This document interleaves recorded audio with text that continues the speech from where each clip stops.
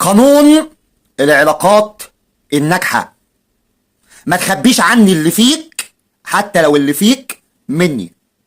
شير الفيديو دوت، خلوا مصر كلها تشوفه. ما تخبيش اللي فيك حتى لو اللي فيك مني. الصداقة اللي بينك وبين شريك حياتك بتتلخص في المساحة الآمنة اللي بيقدر يتكلم معاك فيها عن مخاوفه ومشاكله والحاجات اللي بتزعله والحاجات اللي حاسس بيها، وبيحكي لك عموما بكل أريحية عن كل اهتماماته، يشاركك بيها مهما كانت بسيطة. واوعى تتريق عليه وتقول له انت تافه، ده انا مش فاضيلك وانا دماغي مش فاضيه والكلام دوت. محدش يخاف انه يقول للتاني انه متضايق منه بسبب كذا او كذا او كذا، او التصرف دوت مثلا زعله، او انه محتاج له مثلا اكتر. ممكن يكون مآمن لرد فعله طول الوقت ومش قلقان منه ومش قلقان يتغير عليه مهما حصل. كن صاحبك قبل حبيبك.